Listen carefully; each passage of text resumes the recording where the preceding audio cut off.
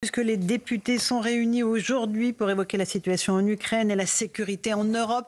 On va en débattre avec mes invités. Nous sommes avec Louis de Ragnel, Rachel Kahn, Joseph Massescaron, Gauthier Lebret qui nous a rejoint, Pierre Lellouche, merci d'être avec nous, ancien ministre spécialiste politique internationale, et Éric Revel. Peut-être pour commencer, on vient d'entendre Marine Le Pen, les grands traits de son intervention. Pierre Lellouche, nous ne pourrons jamais soutenir une chimérique défense européenne, dit-elle. Elle dit aussi que l'envoi de soldats français sur le sol ukrainien serait une folie. Elle joue son rôle de patronne de l'opposition en ce sens-là, Pierre Lellouche. Je crois que c'est la première qui l'a mentionné, cette affaire de l'envoi de force, parce que j'ai entendu, je crois, Ciotti et avant ça, M. Bayrou. Monsieur Bayrou. Je ne pense pas qu'il en ait parlé. Non. Ce qui m'a frappé, c'est que tout le monde parle du général de Gaulle. Ça m'amusait, y compris de la part de François Bayrou. Donc, je ne pensais pas qu'il était un fan du général toutes ces dernières années. Donc, mais tout sur le monde l'envoi se réfère au général. Mais personne ne parle de ce qui se passe. Enfin, ce qui se passe, c'est que les Américains ont changé de pied complètement, quoi. Ils ont, de toute façon, l'Europe, c'est maintenant aux Européens de s'en chercher. Et ils ne vont pas du tout soutenir quoi que ce soit, et certainement pas des garanties de sécurité. Quand j'entends le président français, le Premier ministre britannique sortir de Downing Street en disant on a une trêve, une proposition d'une trêve, enfin les Américains s'en moquent complètement. Il est hors de question qu'ils soutiennent une entrée des forces européennes en Ukraine. Les Russes, bien sûr, sont exactement sur cette ligne. Donc je ne sais même pas de quoi on parle. Le sujet, aujourd'hui, il me semble, pour les Français, c'est de se dire combien je vais dépenser pour réarmer, parce que ça devient urgent. Combien de soldats j'envoie en Ukraine ? Ça, à mon avis, c'est une très mauvaise idée. C'est ce que dit Marine Le Pen aussi. Mais elle a raison. Sur ce point, je l'ai dit avant elle, d'ailleurs, mettre des soldats dans un bourbier pareil, quand on connaît l'intensité des ressentiments en Ukraine et en Russie, je voudrais juste vous dire ceci. En 1945, quand Staline a fait les frontières actuelles de l'Ukraine, enfin avant le démembrement qu'on subit en ce moment, les Ukrainiens de l'UPA ont continué à tuer les soldats soviétiques jusqu'en 1955. Donc pendant 10 ans, la guérilla a continué. Donc si vous rêvez d'un bourbier dans lequel il ne faut surtout pas aller, c'est cette ligne frontière de 1000 km, surtout avec une force très limitée de 30 à 40 000 hommes. Dernière remarque, ils vont communiquer comment ? Si demain, M. Musk tourne le bouton de Starlink, c'est fini. Donc on est dans une situation où les Américains arrêtent en ce moment les livraisons, signifie que Zelensky n'est plus l'homme de la situation. Trump vient de le redire. Voilà, de façon très très claire. Et nous, on parle de quoi ? On va parler de quoi ? D'une réunion, encore une réunion jeudi ? Il y aura un sommet de crise sur sommet de crise. Voilà, on en est à la 4e réunion de mémoire jeudi. Peut-être qu'elle va accoucher de quelques chiffres, parce qu'il faut quand même faire la guerre, il faut un peu d'argent. Pour réarmer, il faut de l'argent. Et là, Mme von der Leyen prend 2-3 éditions, à mon avis, utiles. Mais je suis frappé, je termine parce que je ne veux pas être trop long, par le fait que c'est le président du pays le plus endetté, le plus fauché d'Europe, qui est en train de se présenter comme le chef de guerre d'une mission invraisemblable dans une situation qu'il ne contrôle pas et qui est entre les mains de Trump et de Poutine. Donc, moi, je dis à mes anciens collègues de l'Assemblée nationale, de grâce, atterrissez.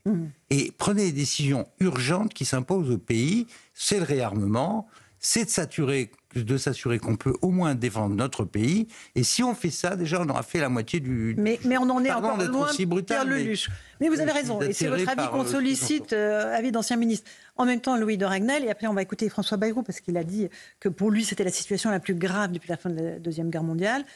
La France est le seul pays européen, je ne parle pas de la Grande-Bretagne, puisqu'elle est sortie de l'Union à la faveur du Brexit, qui possède l'arme nucléaire. Donc est-ce que la voix de la France sera plus entendue que celle de ses voisins ? Par nature, oui, sur cette question-là, mais l'arme nucléaire, c'est pas tout. Et d'ailleurs, la guerre en Ukraine, c'est deux armées, pour le coup, qui mènent pour le moment des combats conventionnels. Donc on ne peut pas non plus targuer, se pavaner tout le temps avec l'idée qu'on a l'arme nucléaire, donc on est super fort. A-t-elle empêché la guerre ? Non, bien sûr que non. Comme c'est l'ultima ratio, par principe, et puis par ailleurs, nous, on n'est pas attaqué directement par la Russie. Donc, ce que je trouve très intéressant, moi, dans les 3 discours qu'on vient d'écouter, vous avez François Bayrou qui joue son va-tout, avec une vision un peu romantique de la situation, et qui explique entre les lignes, il le dit même pas entre les lignes, on est fort, mais on ne le sait pas. Et ça, je trouve que c'est une phrase très intéressante, parce que donc il n'y a aucune remise en question dans son discours, et donc il faut continuer tête baissée dans la direction qu'on a prise, parce que c'est comme ça, que c'est le sens de l'histoire. Et je pense qu'il se dit au fond de lui que son discours est à des relents churchilliens, et il s'est un tout petit peu fait plaisir. Et à côté de ça, ce que je mets dans une autre catégorie, les discours d'Éric Ciotti et de Marine Le Pen, je trouve que le plus construit, c'était celui d'Éric Ciotti, qui clairement dénonce les 3 ans d'horreur. Et puis ensuite, je trouve qu'il pose les bons sujets. C'est-à-dire qu'il remet en cause un certain nombre de choix passés que nous avons pris, et qui montre qu'on n'est absolument pas prêt en raison de ces choix pris au nom de l'idéologie. Et puis, il rentre dans le débat très politique. Pour dénoncer la volonté d'Emmanuel Macron, qui dit attention au piège du fédéralisme. Il n'y aura pas d'armée européenne, puisqu'il n'y a que des armées des nations. Si l'Europe est faible, c'est parce que les nations européennes sont mais là, on va faibles. juste, pour nos auditeurs d'Europe 1 qui viennent d'arriver, parce que nous, on a écouté sur CNews l'ensemble des discours, notamment celui de François Bayrou, celui d'Éric Ciotti et l'intégralité du discours de Marine Le Pen. On va juste réécouter le Premier ministre, François Bayrou. Il a été le premier à s'exprimer tout à l'heure aux environs de 17h. Il estime pour lui que c'est la situation la plus grave depuis la fin de la Deuxième Guerre mondiale. On écoute François Bayrou. Ce débat est organisé selon les termes de l'article 50-1 de la Constitution, et son but est que le gouvernement partage avec la représentation nationale non pas seulement des informations, à dire vrai, il en est peu que chacun d'entre nous ne connaisse, mais une vision d'une situation historique qui est, à nos yeux, la plus grave, la plus déstabilisée, la plus dangereuse de toutes celles que notre pays et notre continent ont connues depuis la fin de la Seconde Guerre mondiale. Éric Revel, discours assez long de François Bayrou. Il dit effectivement c'est une situation extrêmement grave. Nous ne mesurons pas bien la portée de ce qui est en train de se passer. Et il dit nous sommes plus forts que nous ne le croyons. Ouais, Est-ce que vous le pensez, ça ? Non, je ne le pense pas. Parce que quand j'écoute des experts, notamment militaires, vous vous souvenez, au début de la guerre en Ukraine, on nous expliquait qu'on avait 3 jours, 1 semaine de munitions. Donc on n'est pas plus fort qu'on ne le croit. On est peut-être même plus faible qu'on ne le pense.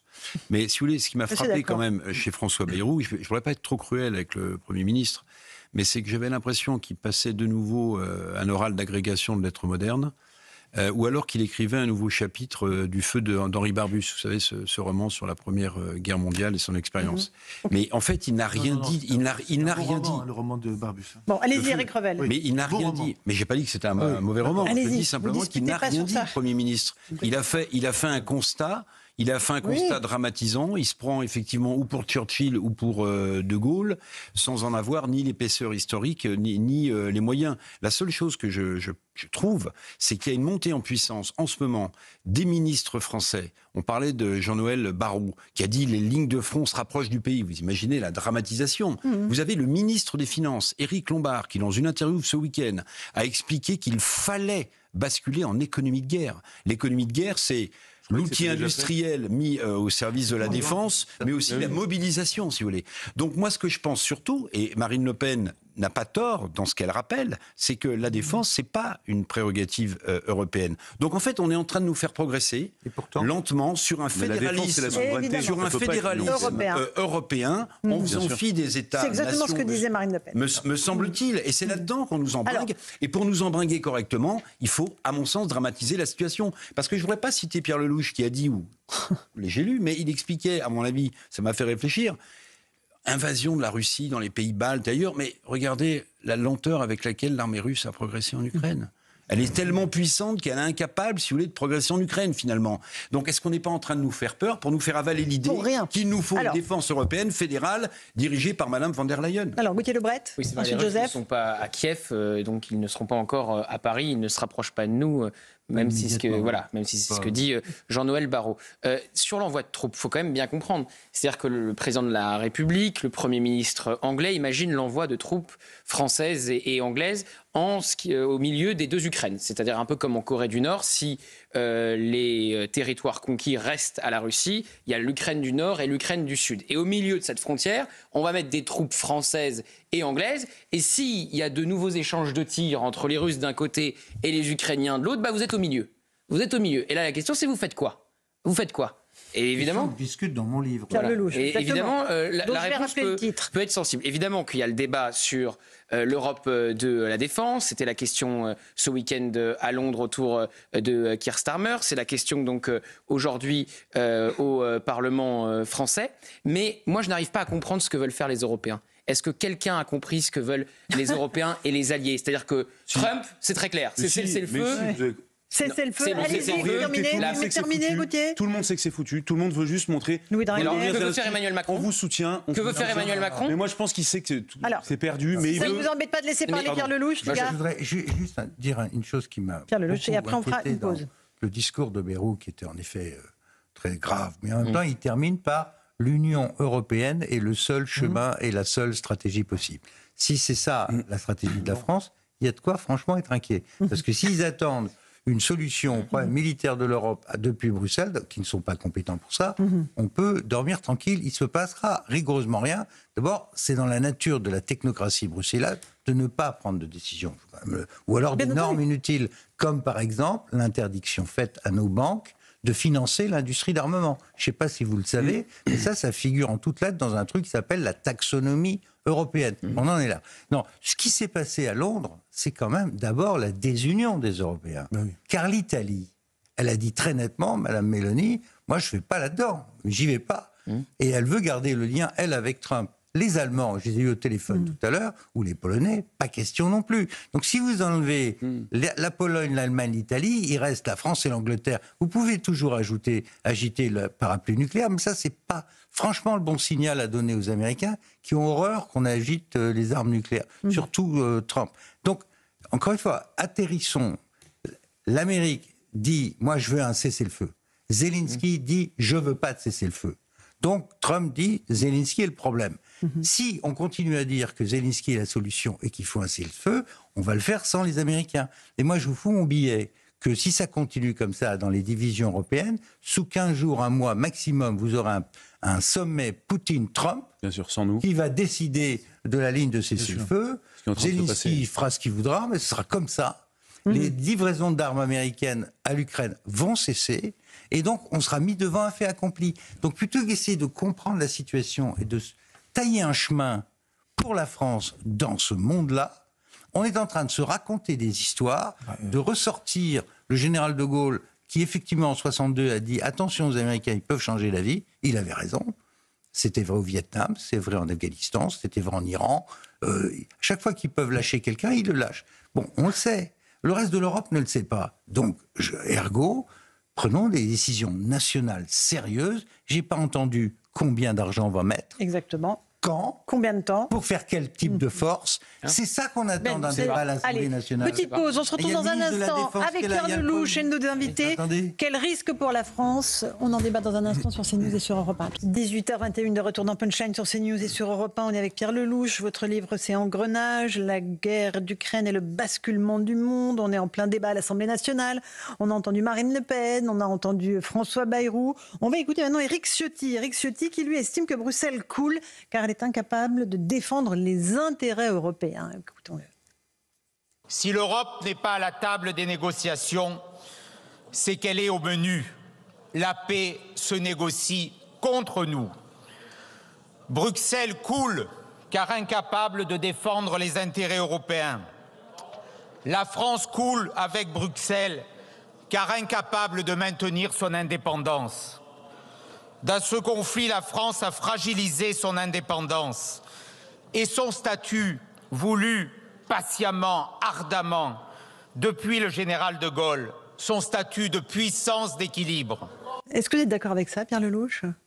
Que Bruxelles coule ? Oui, Bruxelles, vous savez, le problème de Bruxelles, c'est qu'on a laissé Mme von der Leyen se présenter comme chef de guerre depuis le premier jour. Et comme chef d'État, ce qu'elle n'est pas. Mais ça, c'est la faute des chefs d'État européens, parce que la Commission n'existe au Conseil européen que si les États se taisent. J'y étais, donc je peux vous dire, si cette dame a réussi à s'auto-désigner, parce que c'est ça qu'elle a fait, c'est un renversement complet de l'ordre des choses. J'ai connu une époque où le président de commission était désigné par M. Sarkozy et par la chancelière Merkel.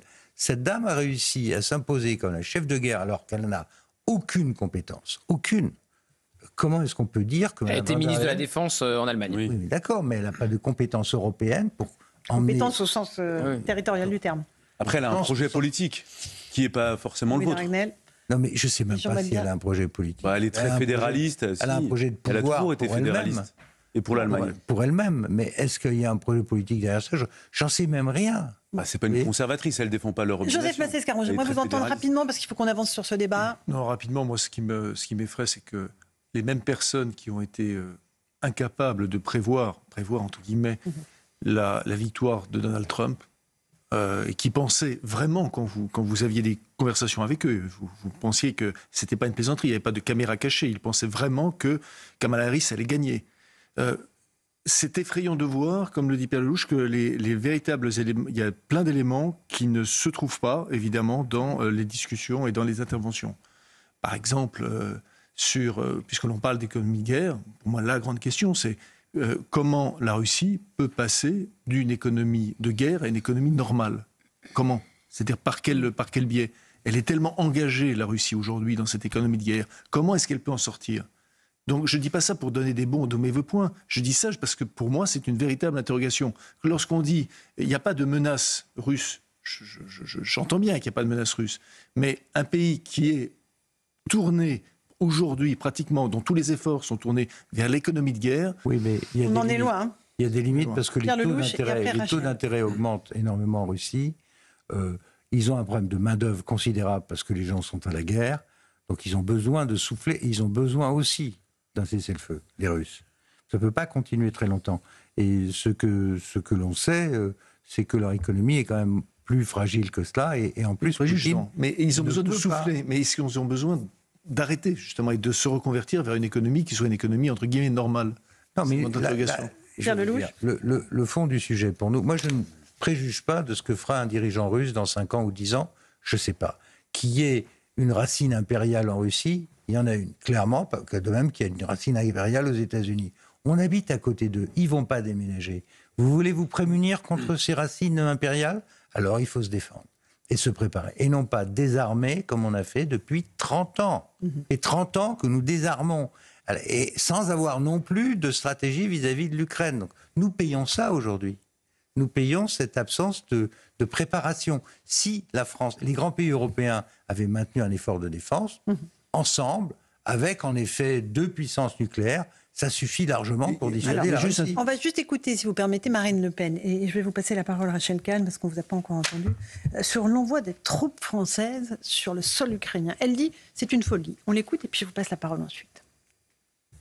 Je considère que l'envoi de troupes françaises combattantes sur le sol ukrainien est une folie. Seule une éventuelle participation à une opération sous mandat casque bleu pourrait être envisageable. Enfin, pas de défense ni de sécurité. Et pour le sujet qui nous occupe aujourd'hui, pas de retour de la France dans le tour de table du dossier ukrainien sans une diplomatie forte, cohérente et guidée par la défense de l'intérêt national. Rachel Kahn, cette force française, franco-britannique, a été à un moment évoquée. Effectivement, personne n'en a réellement parlé cet après-midi. Non, personne n'en a réellement parlé. Effectivement, c'est le nerf de la guerre parce que ça fait depuis 3 ans qu'on évoque cette notion de co-belligérance, pas co-belligérance. Mais moi, ce moment-là, pardon, j'ai l'impression d'être complètement à côté de la plaque. Alors, est-ce que c'est moi qui suis à côté de la plaque ou est-ce que c'est cette discussion? C'est-à-dire que là, pour le coup, on a l'impression qu'on est à l'Assemblée nationale et on est dans le dialogue sans aller en face des véritables sujets. Et ça me fait penser à la chanson de Georges Brassens, « Mourons pour des idées d'accord mais de mort lente ». C'est-à-dire que j'ai le sentiment que la France est en train de se choisir sa guerre. C'est-à-dire elle se drape dans une forme de vertu, alors même qu'on sait très bien qu'à l'intérieur de notre pays, nous avons de véritables problèmes. Et alors, pour être plus précise et plus claire dans ma pensée, c'est que vous l'avez dit, Poutine ne va pas nous attaquer demain. En revanche, l'islamo-gauchisme et ce qui peut se passer par rapport au pro-Hamas aujourd'hui, il y a des véritables problématiques en termes de sécurité. Et là, par contre, on n'a pas eu ce débat au sein de la Rachel a complètement raison. Les vrais morts, en ce moment en France et en Europe, il y en a encore eu 2 en Allemagne aujourd'hui, c'est pas Poutine qui les tue. Hein. Ce sont des morts qui viennent de la pression migratoire et terroristes islamistes du Sud. Ça, c'est un volet qu'on ne veut pas regarder. Mais j'ai été très frappé d'ailleurs par l'activisme du président de la République nucléaire et autres sur l'affaire ukrainienne et son silence assourdissant sur l'Algérie. La seule chose qu'il a dit, c'est le contraire de son Premier ministre. Surtout on en parlera dans un instant. Au passage, je dirais qu'on se trompe. Le président n'est pas compétent pour signer ou pour dénoncer des accords. Pour les traités, oui, mais pour les accords, non. Pour les accords, la compétence est celle de M. Bayrou. Je profite de l'occasion pour lui dire, M. Bayrou, si vous voulez dénoncer l'accord, vous pouvez le faire. C'est répété en permanence. M. Retailleau, si vous voulez dénoncer l'accord, faites-le. On va parler de l'Algérie dans un instant. Sans le président de la République, c'est quand même compliqué de dénoncer les accords de 68, vous l'accorderez. Non, parce que juridiquement, ça n'est pas... Regardez l'article 53 de la Constitution, je suis désolé, il y a les traités et les accords. Vous imaginez la crise au sommet de l'État ? Monsieur Lebret, l'accord de 68 a été signé par un ambassadeur, nullement par l'Élysée. Il s'appelait Badevant, d'ailleurs, ce monsieur. Je renvoie au texte, vous verrez, c'est pas un traité. Donc si le gouvernement décide de renoncer à dénoncer cet accord, il peut parfaitement le faire. On se planque derrière l'Élysée, mais non, l'Élysée... Il faut qu'il y ait une impulsion de l'Élysée. Un ambassadeur ne va pas le dénoncer tout seul. Alors vous êtes parti sur l'Algérie, on va en parler dans un instant. Oui. Gauthier Lebret, on a entendu François Bayrou, Éric Ciotti, Marine Le Pen, Gabriel Attal s'est exprimé. Tout ça, c'est un débat en fait qui n'aura pas de vote, qui n'aura aucun impact concret sur la politique française par rapport à l'Ukraine. Oui, mais enfin, encore faut-il, c'est ce que je disais tout à l'heure, savoir où on va. Si quelqu'un a compris la position d'Emmanuel Macron autour de la table, qu'il se lève. C'est-à-dire que d'un côté, on a les territoires conquis par la Russie. On fait quoi? On les reprend? On aide les Ukrainiens à les reprendre ou pas? On ne comprend pas bien si les Français et le gouvernement français, les alliés, ont intégré que ça va être très compliqué, pour ne pas dire impossible, aux Ukrainiens de récupérer les territoires conquis. Donc une fois qu'on part de ce constat-là, qu'est-ce qu'on fait? On fixe une nouvelle frontière, ce que je disais tout à l'heure, l'Ukraine du Nord et l'Ukraine du Sud. Visiblement, on y pense à Paris, mais on pense à mettre des soldats entre les deux Ukraines, en imaginant qu'il est tout à fait possible que demain, les tirs reprennent et que les soldats français se retrouvent entre les tirs ukrainiens et les tirs russes. Donc, pour savoir... C'est pour ça qu'on demande aux Américains de nous apporter la garantie sur la garantie. Oui. Et qui refusent. Voilà. Et ben voilà. Et donc, on va où? Je sais pas. Mais non, mais à la fin, surtout. Allez, dernier mot, les amis, on avance après. Parce par rapport à ce que dit Gauthier, ce qui est intéressant, non, mais par rapport à l'envoi de troupes, ce qui risque de se passer, c'est que l'armée française va être toute seule, en réalité, à proposer d'envoyer des hommes. Il y a les Anglais. Mais oui, mais les Anglais sont très dépendants des Américains. Et d'ailleurs, c'est une des raisons pour lesquelles il y a une forme de volte-face de la Grande-Bretagne, parce que Donald Trump leur dit, attendez, les gars, vous engagez pas trop vite. Il faut quand même ne pas oublier que la force nucléaire britannique, elle est liée exclusivement aux Américains. Ouais. Ils sont obligés d'envoyer leur porte-avions, leur sous-marin nucléaire, à Norfolk aux États-Unis pour charger l'arme nucléaire à bord. Donc le Royaume-Uni, la Grande-Bretagne, n'a pas l'arme nucléaire et ne peut pas décider souverainement de l'utiliser. Dernier mot, Gauthier. Juste un petit mot, parce que le traitement médiatique est toujours très intéressant. Dès que vous sortez du schéma Trump, le grand méchant, Volodymyr Zelensky, le grand gentil, dès que vous dites bon, les Ukrainiens ne vont pas pouvoir reconquérir demain la Crimée et le Donbass, donc il faut peut-être s'acheminer vers une trêve, un cessez-le-feu. Le mot trêve est même apparu ces dernières heures dans la bouche du président de la République française. Bon, vous êtes un vichiste, vous êtes un munichois, vous êtes les héritiers du maréchal Pétain ou un émissaire de Vladimir Poutine. Mais ça, l'émissaire de Vladimir Poutine, c'est le moins insultant parmi la liste des injures qui circulent ces dernières heures. C'est juste parfois un peu plus compliqué que ça. Pas forcément besoin d'invoquer l'esprit munichois ou le maréchal Pétain pour parler de ce qui se passe en Ukraine.